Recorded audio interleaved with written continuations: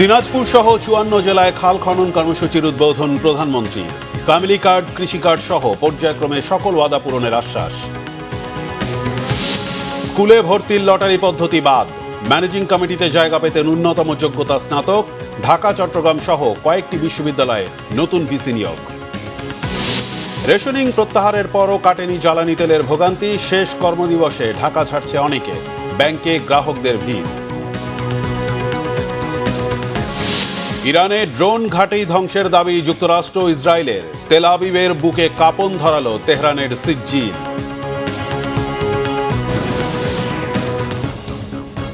দেখছিলেন crown cement সংবাদ শিরোনাম, এবার বিস্তারিত। প্রধানমন্ত্রী তারেক রহমান বলেছেন, খাল খনন কর্মসূচির মাধ্যমে তিনি দেশ গড়ার কাজ শুরু করলেন। জনসমর্থন ছাড়া দেশের উন্নয়ন সম্ভব নয় জানিয়ে তিনি বলেন, দেশের মানুষ সাথে থাকলে যে কোনো পরিকল্পনা বাস্তবায়ন করা সম্ভব। অনেকে মিষ্টি মিষ্টি কথা বলে বিভ্রান্ত করতে চাইবে, তাদের ব্যাপারে সজাগ থাকতে দেশবাসীর প্রতি আহ্বান জানান প্রধানমন্ত্রী। জাহাঙ্গীর আলমের তোলা ছবিতে দিনাজপুর থেকে জাহাঙ্গীর আকন্দের রিপোর্ট। ১৯৭৭ সালে শহীদ রাষ্ট্রপতি জিয়াউর রহমান খনন করেছিলেন দিনাজপুরের কাহারোল উপজেলার বলরামপুরের শাহপাড়ার এই খাল। ৫ দশক পর সেই খাল পুনর্খননে কোদাল হাতে নিলেন শহীদ জিয়ার সন্তান প্রধানমন্ত্রী তারেক রহমান। বাবার দেখানো দেশ গড়ার পথেই তারেক রহমান। দুপুর ১২টার কিছু পর শাহপাড়া খাল এলাকায় আসেন প্রধানমন্ত্রী তারেক রহমান। এ সময় খালপাড়ের মানুষ তাকে অভিবাদন জানায়। ঠিক শহীদ জিয়ার মতো গায়ে গেঞ্জি, মাথায় ক্যাপ পরে কোদাল হাতে খাল খনন করেন। এজন্য শহীদ জিয়ার প্রতিচ্ছবি। উদ্বোধন করেন খাল খনন কর্মসূচি। খাল খনন কর্মসূচির পর খালপাড়ে গাছের চারা রোপণ করেন প্রধানমন্ত্রী। এরপর খালপাড়েই যোগ দেন বিশাল সমাবেশে। সেখানে সকাল থেকেই প্রধানমন্ত্রীর অপেক্ষায় ছিলেন বিপুল সংখ্যক মানুষ। বক্তব্যে প্রধানমন্ত্রী তারেক রহমান বলেন, বিএনপি দেশের মানুষের ভাগ্য উন্নয়নে কাজ করছে। সরকার নির্বাচনে দেয়া প্রতিশ্রুতি বাস্তবায়ন শুরু করেছে। ৫ বছরে সারা দেশে ২০,০০০ কিলোমিটার খাল খনন করা হবে। খালপাড়ে বৃক্ষরোপণও করা হবে। কৃষি বাঁচলে কৃষকরা ভালো থাকবে, বাংলাদেশ ভালো থাকবে এবং দেশ বাঁচবে বলে মন্তব্য করেন প্রধানমন্ত্রী। এই খাল খনন কর্মসূচির মাধ্যমে আজকে দেশ গড়ার কর্মসূচির কাজ আমরা শুরু করলাম ইনশাআল্লাহ। আমাদের রাজনীতি হচ্ছে কৃষকের উপকার করা, আমাদের রাজনীতি হচ্ছে মা বোনদেরকে স্বাবলম্বী করে তোলা, আমাদের রাজনীতি হচ্ছে এলাকার মানুষ, দেশের মানুষ, গ্রামের মানুষ কিভাবে ভালো চিকিৎসা পেতে পারে সেই ব্যবস্থা গড়ে তোলা। কি করে মানুষের কর্মসংস্থানের ব্যবস্থা করব, সেটি কৃষিতেই হোক, সেটি শিল্পে হোক, সেই ব্যবস্থা গড়ে তোলা। কিন্তু এই কাজগুলো যদি করতে হয়, আমি কিন্তু একা পারবো না। কাকে লাগবে সাথে? কাকে লাগবে?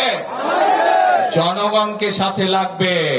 নির্বাচনে যেমন আপনারা ধানের শীষের সাথে ছিলেন, নির্বাচনের সময় যেমন আপনারা আমাদেরকে সমর্থন দিয়েছেন, এখনো কিন্তু আপনাদের সমর্থন ছাড়া কিন্তু আমরা এই কাজগুলো করতে পারবো না। জনগণের সমর্থন ছাড়া দেশ উন্নয়নের কাজ করা সম্ভব নয়। জনগণ সমর্থন দিলে, কারণ আমরা বিশ্বাস করি জনগণই হচ্ছে আমাদের সকল ক্ষমতার উৎস। প্রধানমন্ত্রী বলেন, পাইলট প্রকল্প হিসাবে ৩৭,০০০ মায়েদের কাছে ফ্যামিলি কার্ড পৌঁছে দেওয়া হয়েছে। পর্যায়ক্রমে ৪ কোটি ফ্যামিলি কার্ড পৌঁছে দেওয়া হবে বলে জানান তারেক রহমান। আমি জানি এই এলাকার কোন মা বোন এখনো ফ্যামিলি কার্ড পান নাই, তবে এতটুকু বলতে পারি ইনশাআল্লাহ আপনারা পাবেন। একটু সময় লাগছে, কারণ সরকারের কিছু নিয়ম কারণ আছে। মাত্র সরকারের বয়স হয়েছে 1 মাস, একটু সময়ের প্রয়োজন। আর একটা জিনিসও তো বুঝতে হবে, সবাই আপনারা বুঝেন যে এই যে মধ্যপ্রাচ্যে একটা যুদ্ধ শুরু হয়েছে না, খবর তো সবাই রাখছেন না খবর? মধ্যপ্রাচ্যে যে আমাদের অনেক ভাইরা আছে ওখানে চাকরি বাকরি করে, তাদেরকে নিয়ে আমরা টেনশনে আছি। মধ্যপ্রাচ্য এই যুদ্ধ শুরু হওয়ার কারণে স্বাভাবিকভাবেই দেশের অর্থনীতির উপরে একটু চাপ পড়েছে। এই তারপরেও আমরা যেই কমিটমেন্ট, যেই ওয়াদা করেছি আমাদের মা বোনদের কাছে, যেই ওয়াদা করেছি আমরা, সেগুলো কিন্তু আমরা ধীরে ধীরে ইনশাআল্লাহ বাস্তবায়নের কাজ এরই ভিতরে আমরা শুরু করেছি। কৃষক ভাইদের জন্য কিন্তু যেমন সুদ মওকুফ করেছি, মা বোনদের কাছে যেরকম ফ্যামিলি কার্ড দিচ্ছি, কৃষক ভাইদের কাছে আমরা কৃষক কার্ড দিব। এখনো শুরু হয়নি, ইনশাআল্লাহ আগামী মাস থেকে আমরা এটা পাইলট প্রজেক্টের কাজ শুরু করব। ধীরে ধীরে বাংলাদেশের সকল কৃষক ভাইদের কাছে, বিশেষ করে যারা ছোট কৃষক, ক্ষুদ্র প্রান্তিক কৃষক, মধ্যম কৃষক, তাদের কাছে আমরা এই কার্ডগুলো দিব। দেশের মানুষের আয় বাড়াতে সরকার কাজ করছে বলে জানান প্রধানমন্ত্রী। কৃষি কাজের সাথে সরাসরি সম্পৃক্ত এমন অনেক ভাই বোন আছে না?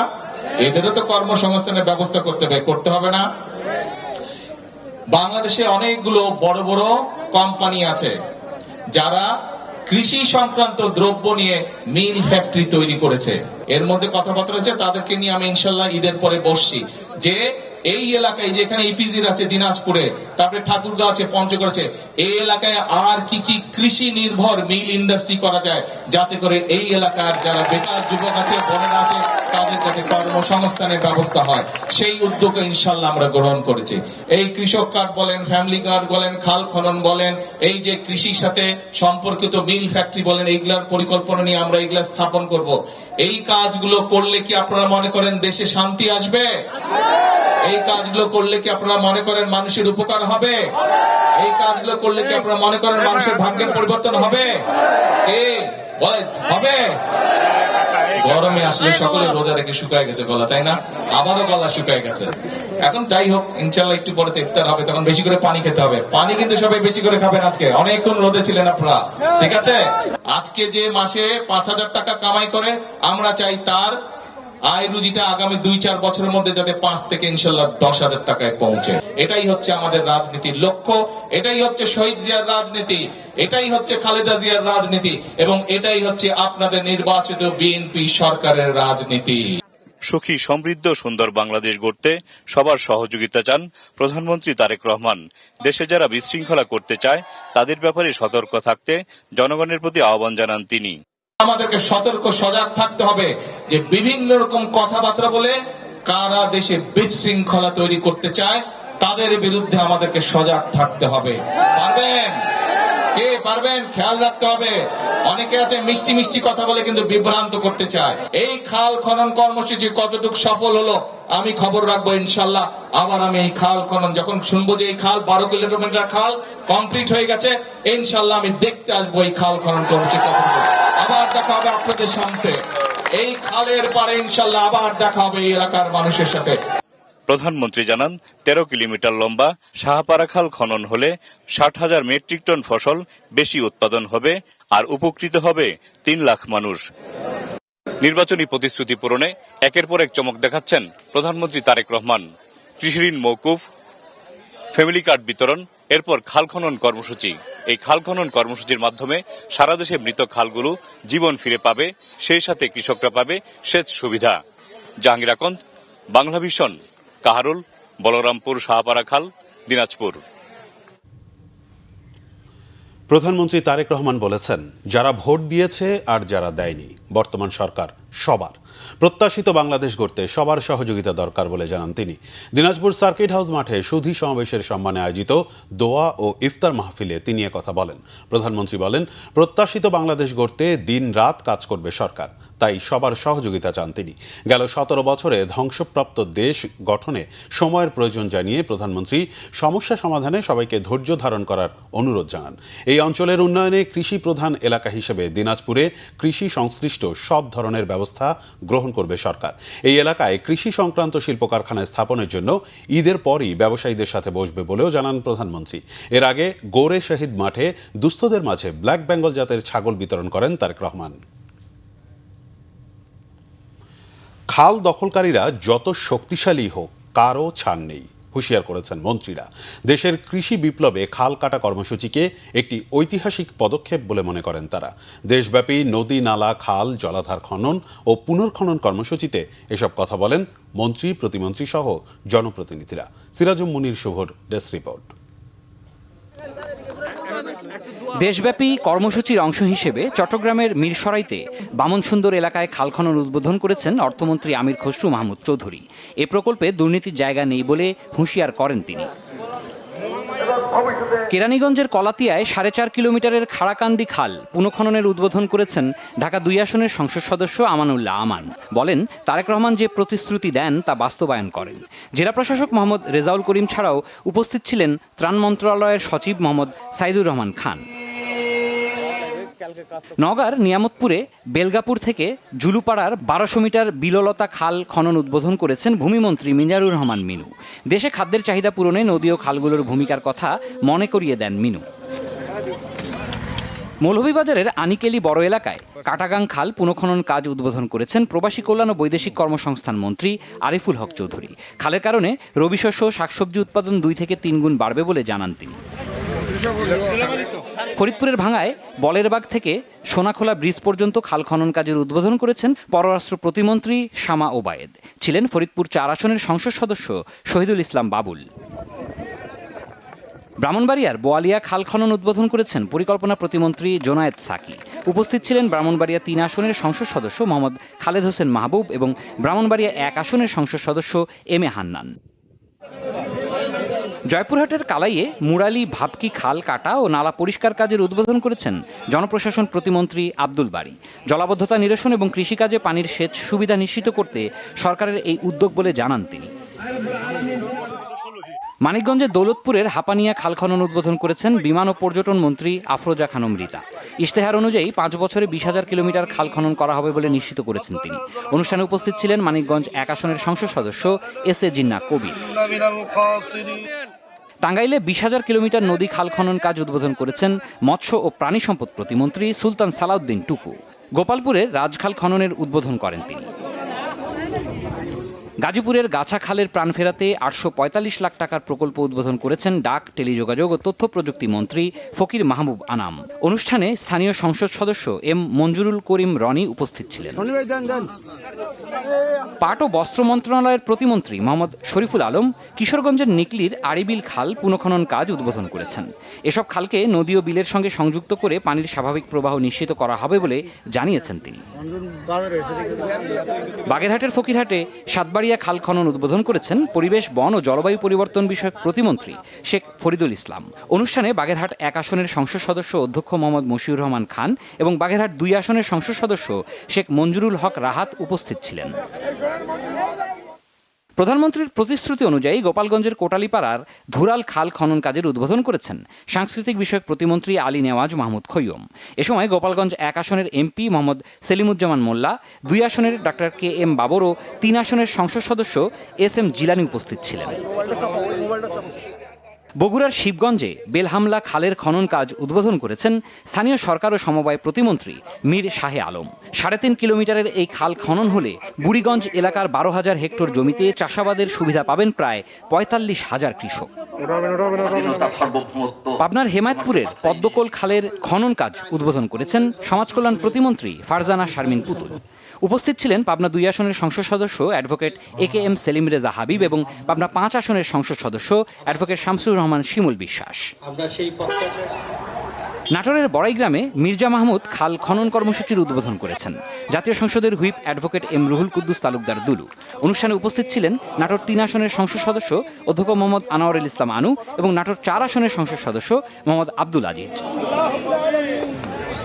শরীয়তপুরের গোসাইরহাটে 14 কিলোমিটার পখমসার খালের খনন কাজ উদ্বোধন করেছেন জাতীয় সংসদের হুইপ মিয়া নুরুদ্দিন আহমেদ অপু। সিরাজুম শুভ, বাংলা ভিশন, নিউজ ডেস্ক। দেশের কয়েকটি পাবলিক বিশ্ববিদ্যালয়ে নিয়োগ দেওয়া হলো নতুন উপাচার্য। বাতিল করা হয়েছে স্কুলগুলোতে ভর্তির লটারি সিস্টেম। আনুষ্ঠানিক ব্রিফিংয়ে শিক্ষামন্ত্রী আনম এহসানুল হক মিলন বলেন, শিক্ষাকে সর্বাধিক গুরুত্ব দিচ্ছে সরকার। জানানো হয়েছে শিক্ষা প্রতিষ্ঠানের ম্যানেজিং কমিটি ও গভর্নিং বডিতে জায়গা পেতে স্নাতক পাশের সিদ্ধান্তের কথাও। রিপোর্ট রিশান নাসরুল্লাহর। ভর্তি বাণিজ্য বন্ধে পতিত আওয়ামী লীগ সরকারের সময় দেশের স্কুলগুলোতে লটারির মাধ্যমে শিক্ষার্থী বাছাইয়ের প্রক্রিয়া শুরু হয়। সরকার গঠনের 1 মাসের মধ্যে সেটি বাতিল করেছে বিএনপি সরকার। শিক্ষামন্ত্রী জানিয়েছেন, মেধাভিত্তিক শিক্ষা ব্যবস্থার জন্য লটারির মাধ্যমে ভর্তি কোনো ইতিবাচক বিষয় নয়। দাবি করেন, পরীক্ষা নিলেও সেটি শিশুদের উপর চাপ তৈরি করবে না, এমনকি ভর্তি বা কোচিং বাণিজ্য হবে না বলেও দাবি তার। আমাদের যে বছরের প্রথমে পরীক্ষা অ্যাডমিশন পরীক্ষা যেটা হয়, সেটা আমরা লটারির পরিবর্তে পরীক্ষা নেওয়ার ব্যবস্থা করতে যাচ্ছি। আগাম জানিয়ে দিলাম যেন সকলের সুযোগ।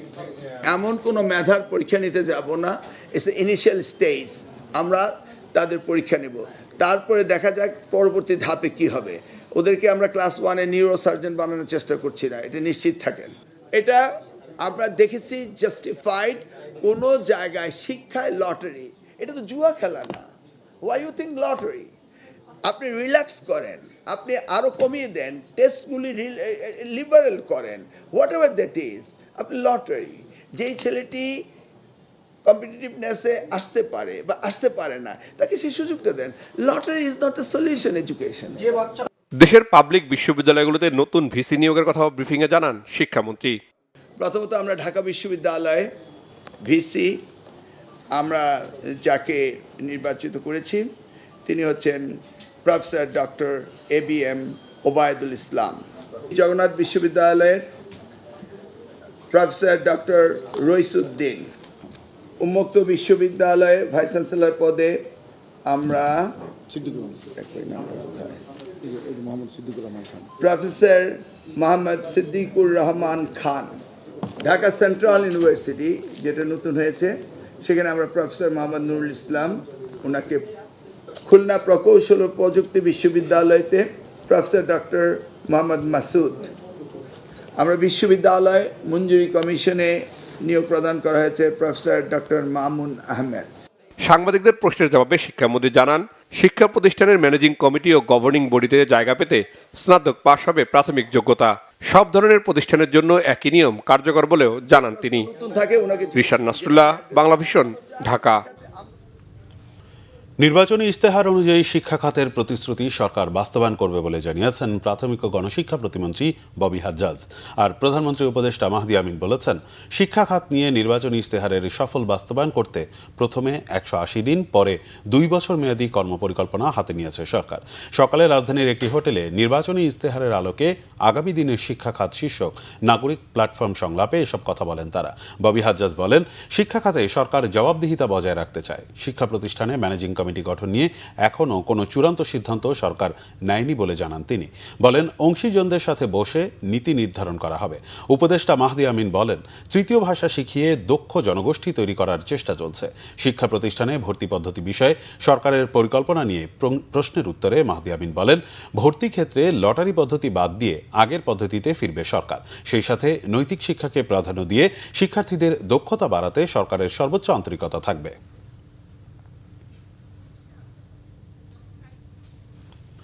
ঈদের আগে শেষ কর্মদিবস হওয়ায় রাজধানীর মতিঝিল সহ দেশের প্রায় সব ব্যাংকের শাখায় ভিড় করেছেন গ্রাহকরা। কাল থেকে শুরু হতে যাওয়া টানা 7 দিনের ছুটির কারণে সচিবালয় সহ সব সরকারি অফিসগুলোতেও ছুটির আমেজে কর্মকর্তা কর্মচারীরা। জিয়াউল হক সবুজের রিপোর্ট। পবিত্র ঈদ উল ফিতরের ছুটির আগে শেষ কর্মদিবস, আর তাই শেষ মুহূর্তের লেনদেন সারতে রাজধানীর ব্যাংকগুলোতে ভিড় করছেন গ্রাহকরা। ব্যাংকপাড়া মতিঝিল সহ বেশিরভাগ ব্যাংকেই দীর্ঘ লাইন। জমা দেওয়ার তুলনায় নগদ টাকা তোলার চাপই এদিন বেশি। লং টাইম বন্ধ তো ব্যাংক, যার জন্য টাকা নেওয়ার জন্য আসলাম, ঈদের সময় কাজে লাগবে। লম্বা লাইন হচ্ছে, নেটওয়ার্কের একটু সমস্যা রয়েছে আর কি। অনেক, আমি প্রায় 40 মিনিট দাঁড়িয়েছিলাম। যেহেতু বন্ধ হয়ে যাচ্ছে, কিছু টাকা তো হাতে রাখতেই হয়। এখন বর্তমান পরিস্থিতিতে আমরা বাড়ি যাব। ব্যাংকের কর্মকর্তারা বলছেন, গ্রাহকের চাহিদা অনুযায়ী নগদ টাকার সরবরাহ নিশ্চিত করেছেন তারা। সেই সাথে ঈদের ছুটিতে প্রয়োজনীয় লেনদেনের জন্যও এটিএম বুথ সহ চালু থাকছে ডিজিটাল লেনদেনও। রেগুলার কাস্টমার আসছেন, ওনাদের জন্য আমাদের ব্যাপক প্রস্তুতি রাখা আছে এবং সকল প্রকার ভাঙতি টাকা সহ যার যে চাহিদা অনুযায়ী যাতে আমরা পূরণ করতে পারি ঈদের আগে, যাতে একজন মানুষ সারা বছর ব্যাংকিং করুক কিন্তু শেষ দিন এসে যাতে মনক্ষুণ্ণ না হয়, কোনো কারণেই মনক্ষুণ্ণ না হয় উনি, এটার ব্যবস্থা করা আছে। আজকে শেষ কর্মদিবস যদিও বলা হচ্ছে, কিন্তু আমাদের কিছু ব্যাংক কিন্তু বুধবার বৃহস্পতিবার 2 দিনই খোলা। এদিকে ঈদের ছুটি শুরুর আগেই ছুটির আমেজে সচিবালয়। বেলা গড়ার সাথে সাথেই অফিস ছাড়তে শুরু করেছেন অনেকে। জিয়াউল হক সবুজ, বাংলা ভিশন, ঢাকা। জ্বালানি সরবরাহে রেশনিং পদ্ধতি উঠিয়ে নেওয়ার পরও এখনও দীর্ঘ লাইন রাজধানীর পেট্রোল পাম্প আর ফিলিং স্টেশনগুলোর সামনে। ঘন্টার পর ঘন্টা অপেক্ষা করে জ্বালানি নিতে হচ্ছে ভোক্তাদের। ইরান ও মার্কিন ইসরায়েল জোটের যুদ্ধের কারণে আন্তর্জাতিক বাজারে জ্বালানি সরবরাহে বিঘ্নের রেশ ধরে বাংলাদেশেও জ্বালানি তেলের সরবরাহ নিয়ে উদ্বেগ দেখা দেয় সর্বস্তরে। জ্বালানি সংগ্রহে পাম্পগুলোতে পড়ে যায় দীর্ঘ লাইন। চট্টগ্রাম বন্দরে একের পর এক তেলবাহী জাহাজ পৌঁছানোর পর পরিস্থিতি স্বাভাবিক হতে শুরু করে। এর ধারাবাহিকতায় রবিবার থেকে রেশনিং পদ্ধতি উঠিয়ে নেওয়ার সিদ্ধান্ত নেয় সরকার। দীর্ঘ লাইন থাকলেও পাম্প আর ফিলিং স্টেশনগুলোতেও ধীরে ধীরে পরিস্থিতির উন্নতি হচ্ছে। চাহিদা মতো তেল নিতে পারছেন বলে জানালেন চালকরা। তবে ডিপো থেকে পর্যাপ্ত জ্বালানি সরবরাহ করা হচ্ছে না বলে অভিযোগ পাম্প মালিকদের। স্বজনদের সাথে ঈদ উদযাপন করতে রাজধানী ছাড়ছেন মানুষ। কমলাপুর রেলওয়ে স্টেশনে সকাল থেকেই যাত্রীদের চাপ। ট্রেনগুলো মোটামুটি শিডিউল অনুযায়ী ছাড়ায় নির্বিঘ্নে যাত্রার আনন্দ সবার চোখে মুখে। বাস টার্মিনালগুলো থেকেও ঘরমুখো যাত্রীদের নিয়ে ছেড়ে যাচ্ছে বাস। ঈদ যাত্রায় অতিরিক্ত ভাড়া নেওয়া হচ্ছে না বলে দাবি সড়ক পরিবহন ও সেতুমন্ত্রী শেখ রবিউল আলমের। আশ্বস্ত করেন অভিযোগ পেলেই ব্যবস্থা নেওয়া হবে। সৈকত সাদিকের প্রতিবেদন। রাজধানীর কমলাপুর রেল স্টেশন সোমবার সকাল থেকেই ঘরমুখো মানুষের ভিড় দেখা যায়। পরিবার পরিজন ও লাগেজ নিয়ে ট্রেনের অপেক্ষায় যাত্রীরা। যাত্রীদের চাপ থাকলেও কোনো শিডিউল বিপর্যয়ের ঘটনা ঘটেনি। সকালে সব ট্রেনই ছেড়ে যায় যথাসময়ে। সময় মতো যাত্রার আনন্দে খুশি যাত্রীরাও। আমি, আমার বাবা, মা, আরো দিদা, দাদু এদের সাথেই হবে। আমি আমার নানুর বাসায় যাচ্ছি, দাদু বাড়িতে যাচ্ছি, তো ওইদিকে সবার সাথে মিলেমিশে ঈদ করব। আব্বু আম্মু, তারপরে মামা মামিরা আছেন, চাচা চাচিরা, সবাই মিলে ঈদ করব। বাবা মা, নানা নানি, দাদি সবাই আছে, সবার সাথে ঈদ করব ইনশাল্লাহ। অনলাইনে টিকিট কেটে নিয়েছিলাম, একটু তো রাশ ছিল। সোমবার সকালে রাজধানীর মহাখালী বাস টার্মিনাল পরিদর্শন করেন সড়ক পরিবহন ও সেতুমন্ত্রী শেখ রবিউল আলম। জানান, এবার ঈদ উপলক্ষে কোথাও অতিরিক্ত ভাড়া নেওয়া হচ্ছে না। মনে রাখা দরকার, পৃথিবীর কোন শহর নাই 2 দিনে 1.5 কোটি লোক ডিপার্চার করে। খুব কম শহরই আছে যেখানে 1.5 কোটি লোক বসবাস করে। তো এইরকম একটা উৎসব আমরা গ্রামে গিয়ে উদযাপন করতে জাতি হিসেবে অভ্যস্ত। সেখানে বাড়তি চাপ থাকে, কিন্তু তার মধ্যে মনে রাখবেন আনন্দও থাকে বাড়ি যাওয়ার। আমরা এই সবকটাকে সমন্বয় করতে চাই, সক্ষমতার শতভাগ দিয়ে যাত্রী সেবাটা নিশ্চিত করতে চাই। এদিকে শেষ কর্মদিবসের পর অফিস ছুটি হয়ে যাওয়ায় বিকেলে রাজধানীর বাস টার্মিনালগুলোতে যাত্রীদের চাপ বাড়ে। ঈদে লম্বা ছুটি পাওয়ায় অনেকে আগে ভাগেই বাড়ি যাচ্ছেন। আজকে অবশ্য শেষ করেই এখন বাড়ি যাচ্ছে, অবশ্যই ভালো লাগতেছে। বাড়ি পৌঁছাইতে পারলে আরো ভালো লাগবে। ভালো লাগছে, বাচ্চাদের নিয়ে অনেকদিন পর যাচ্ছি, সবার সাথে দেখা হবে, ঈদ করা হবে। দিয়ে বাড়ি যাব, এটা তো আসলে বড় আনন্দের বিষয় এবং খুবই ভালো লাগতেছে। ফ্যামিলির সাথে বাড়িতে ঈদ করতে পারবো, এটা আসলে একটা ভালো লাগার বিষয়। পরিবহন সংশ্লিষ্টরা জানান, বিআরটিসি নির্ধারিত বাস ভাড়াই যাত্রীদের থেকে নেওয়া হচ্ছে। মঙ্গলবার থেকে বাসে চাপ বাড়বে বলেও প্রত্যাশা তাদের। সৈকত সাদিক, বাংলা ভিশন, ঢাকা। ইরান যুদ্ধ থামাতে সমঝোতার অনুরোধ করছে। মার্কিন প্রেসিডেন্ট ডোনাল্ড ট্রাম্পের এমন দাবি প্রত্যাখ্যান করেছে তেহরান। এদিকে হরমুজ প্রণালীতে ইরানের অবরোধ ভাঙতে মিত্র দেশগুলোকে রণতরী পাঠানোর আহ্বান জানিয়েছেন মার্কিন প্রেসিডেন্ট। তেহরান সমঝোতা চাচ্ছে। ট্রাম্পের এমন দাবি নিয়ে রবিবার দিনভর আলোচনা আর গুঞ্জন ছিল আন্তর্জাতিক মহলে। এর জবাব দিয়েছেন ইরানের পররাষ্ট্রমন্ত্রী আব্বাস আরাগচি। বলেছেন, ওয়াশিংটনের সঙ্গে কোনো আলোচনায় আগ্রহী নয় তেহরান, বরং দীর্ঘ সময় যুদ্ধের প্রস্তুতি আছে। হরমুজ প্রণালী ইরান প্রায় অবরুদ্ধ করে রাখায় পাল্টা ব্যবস্থা নিতে মিত্র দেশগুলোকে এগুলোর আহ্বানে তেমন সাড়া না মেলায় ক্ষুব্ধ প্রতিক্রিয়া দিয়েছেন মার্কিন প্রেসিডেন্ট ডোনাল্ড ট্রাম্প। বলেছেন, সামরিক জোট ন্যাটোকে খুব খারাপ ভবিষ্যতের মুখোমুখি হতে হবে। এ বিষয়ে ট্রাম্প ছাড়াও কানাডার প্রধানমন্ত্রী মার্ক কার্নির সাথে ফোনালাপ করেছেন ব্রিটিশ প্রধানমন্ত্রী কিয়ার স্টারমার। এদিকে ইরানের রাজধানী তেহরান সহ বিভিন্ন শহরে অব্যাহত আছে ইসরায়েল ও যুক্তরাষ্ট্রের যৌথ হামলা। এমন অবস্থায় তেল সমৃদ্ধ ইরানের খারগ আর আবু মুসা দ্বীপে হামলা উপসাগরীয় কিছু দেশ থেকে হয়েছে বলে অভিযোগ করেছে তেহরান। পাল্টা জবাব দিতে ইসরায়েল লক্ষ্য করে প্রথমবার সিজ্জিল ক্ষেপণাস্ত্র ছুড়েছে ইরান। ক্ষয়ক্ষতি হয়েছে রাজধানী তেল আবিব সহ বিভিন্ন শহরে। ক্ষেপণাস্ত্র আর ড্রোন হামলা জারি আছে মধ্যপ্রাচ্যে মার্কিন অবস্থানে। এদিকে লেবাননে বিমান হামলা ও স্থল অভিযান জারি রেখেছে ইসরায়েল।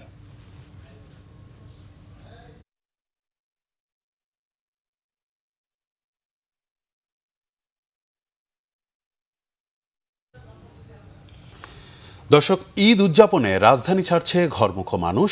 এই মুহূর্তে সদরঘাটে আছেন আমাদের সহকর্মী মোবাশ্বের আহমেদ। সরাসরি যুক্ত হচ্ছি তার সাথে। মোবাশ্বের, সদরঘাটে যাত্রীদের ভিড় কেমন দেখছেন? লঞ্চের যাত্রীদের কাছ থেকে কোনো অভিযোগ পাচ্ছেন কিনা জানাবেন আমাদের।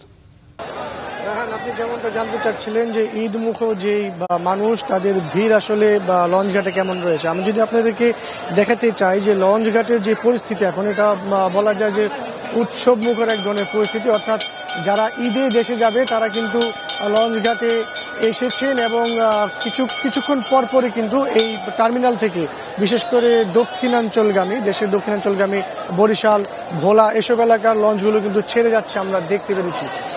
তাছাড়া আরেকটি প্রশ্ন আমাকে করেছেন যে ভাড়া নিয়ে কোনো অভিযোগ আছে কিনা। তো আমি এখানে এসেছি, তাদের সাথে কথা বলার সুযোগ হয়েছে অল্প একটু। সেটুকু আমরা যতটুকু জানতে পেরেছি যে এখন পর্যন্ত তারা ভাড়া নিয়ে তেমন কোনো অভিযোগ আমাদের কাছে করেনি। তবে লঞ্চঘাটের যে ব্যবস্থাপনা সেটি নিয়ে একটু কথা বলেছে, যে জায়গায় একটু লঞ্চঘাটে প্রবেশের পর কোন লঞ্চ কোথায় আছে এই বিষয়টা তারা জানতে পারছে না বলে আমাদেরকে জানিয়েছেন। তাছাড়া আরো একটি বিষয় জানিয়ে রাখতে চাই আপনাদেরকে, এবার কিন্তু লঞ্চঘাট এলাকা অর্থাৎ এই পুরনো ঢাকার এই সদরঘাট এলাকার যে এলাকাটি সেটিকে কিন্তু খুবই নির্ঝঞ্ঝাট করা হয়েছে। অর্থাৎ যারাই ঘরমুখী হবে তারা কিন্তু যখন লঞ্চঘাট এলাকায় প্রবেশ করবে সেই এলাকাটিতে কিন্তু তারা খুব সহজেই মানে ঘাট পর্যন্ত পৌঁছাতে পারছে বলে আমরা দেখতে পেরেছি, এবং মানুষ কিন্তু স্বাচ্ছন্দ্যেই তাদের যে গন্তব্য, ঈদে যে ঘরমুখী মানুষ তারা কিন্তু স্বাচ্ছন্দ্যে লঞ্চে তাদের গন্তব্যে পৌঁছে যেতে পারছেন বলে আমরা দেখতে পেয়েছি। তো এই ছিল সদরঘাট থেকে আমার কাছে সর্বশেষ। দর্শক, ঈদে ঘরে ফেরা মানুষের খবর জানাচ্ছিলেন আমাদের সহকর্মী মোবাশ্বের আহমেদ সদরঘাট লঞ্চ টার্মিনাল থেকে। পবিত্র লাইলাতুল কদর বা শবে কদর আজ হাজার রজনীর শ্রেষ্ঠ এই মহিমান্বিত রাত। ধর্মপ্রাণ মুসলমানরা রাতটি ইবাদত বান্দিগির মধ্য দিয়ে অতিবাহিত করে থাকেন। ইসলামী বিশ্বাস অনুযায়ী এই রাতেই পবিত্র আল কোরআন অবতীর্ণ হয়েছিল, তাই মুসলমানদের কাছে লাইলাতুল কদর অত্যন্ত পুণ্যময় ও মর্যাদাপূর্ণ একটি রাত। পবিত্র কোরআনের সূরা আল কদরে বলা হয়েছে, কদরের রাত হাজার মাসের চেয়েও উত্তম। হাদিসে উল্লেখ রয়েছে, রমজানের শেষ দশকের যে কোনো বেজর রাতে লাইলাতুল কদর হতে পারে, তবে ২৬ রমজানের দিবাগত রাতেই এই মহিমান্বিত রাত পালন করা হয়। জাতীয় মসজিদ বাইতুল মোকাররম সহ দেশের বিভিন্ন মসজিদে রাতব্যাপী নামাজ, দোয়া ও বিশেষ মোনাজাতের আয়োজন করা হয়েছে। ঈদ উল ফিতরের নামাজ আদায়ের জন্য জাতীয় ঈদগাহের সব প্রস্তুতি সম্পন্ন হয়েছে। ঈদের প্রধান জামাত হবে সকাল 8:30টায়। রাষ্ট্রপতি, প্রধানমন্ত্রী সহ রাষ্ট্রের গুরুত্বপূর্ণ ব্যক্তিরা অংশ নেবেন জামাতে। সোমবার ঈদগাহের সার্বিক প্রস্তুতি পরিদর্শন করেন ঢাকা দক্ষিণ সিটি কর্পোরেশনের প্রশাসক আব্দুস সালাম। তিনি জানান, এবার প্রায় ৩৫,০০০ মুসল্লি জাতীয় ঈদগাহে ঈদের নামাজ আদায় করতে পারবেন। বৃষ্টি হলে পরিস্থিতি মোকাবেলায় সব ধরনের প্রস্তুতি নেওয়া আছে, তবে অতি বৃষ্টির কারণে যদি ঈদগাহে জামাত না হয় তাহলে সকাল ৯টায় বাইতুল মোকাররমে প্রধান জামাত অনুষ্ঠিত হবে। কয়েক স্তরের নিরাপত্তা থাকবে বলে জানান ঢাকা দক্ষিণের প্রশাসক। এবং এটা আমাদের ধর্ম মন্ত্রণালয় সহ সবাই মিলে যেটা ঠিক করেছে যে টাইম থাকবে আমাদের 8:30টা। যদি বৃষ্টি টিষ্টি হয় তাহলে হয়তো টাইমের পরিবর্তন করা হবে। এখানে আপনারা জানেন যে প্রায় ৩৫,০০০-এর মতো মানুষ একসাথে নামাজ পড়তে পারবেন, তার মধ্যে মহিলাদেরও সুযোগ থাকবে। এবং আমি আপনাদের মাধ্যমে নগরবাসীকে আহ্বান জানাই যে আপনারা শান্তিপূর্ণভাবে সেদিন এই জামাতে অংশগ্রহণ করবেন। সংস্কার বিচারের পক্ষে ও দুর্নীতির বিপক্ষে এনসিপির লড়াই চলমান থাকবে বলে জানান এনসিপির আহ্বায়ক নাহিদ ইসলাম। সোমবার রাজধানীর মিরপুরে জাতীয় নাগরিক পার্টি এনসিপির ঢাকা মহানগর উত্তরে আয়োজিত এক ইফতার মাহফিলে তিনি এসব কথা বলেন। তিনি আরও বলেন, সরকার সম্পূর্ণ সংস্কারের বিপক্ষে অবস্থান নিয়েছে।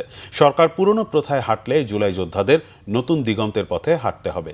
এ সময় দলটির নেতারা সরকারকে সংবিধানের মৌলিক কাঠামোতে পরিবর্তন আনার আহ্বান জানান, নয়তো পুরোটাই পাল্টে দিতে আবার রাজপথে নামার হুঁশিয়ারি দেন তারা।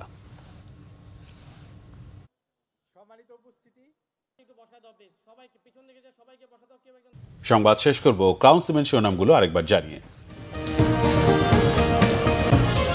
দিনাজপুর সহ ৫৪ জেলায় খাল খনন কর্মসূচির উদ্বোধন প্রধানমন্ত্রীর। ফ্যামিলি কার্ড, কৃষি কার্ড সহ পর্যায়ক্রমে সকল ওয়াদা পূরণের আশ্বাস। স্কুলে ভর্তির লটারি পদ্ধতি বাদ, ম্যানেজিং কমিটিতে জায়গা পেতে ন্যূনতম যোগ্যতা স্নাতক। ঢাকা, চট্টগ্রাম সহ কয়েকটি বিশ্ববিদ্যালয়ে নতুন ভিসি নিয়োগ। রেশনিং প্রত্যাহারের পরও কাটেনি জ্বালানি তেলের ভোগান্তি। শেষ কর্মদিবসে ঢাকা ছাড়ছে অনেকে, ব্যাংকে গ্রাহকদের ভিড়। ইরানে ড্রোন ঘাঁটি ধ্বংসের দাবি যুক্তরাষ্ট্র ইসরায়েলের। তেল আবিবের বুকে কাঁপন ধরালো তেহরানের সিজ্জিন।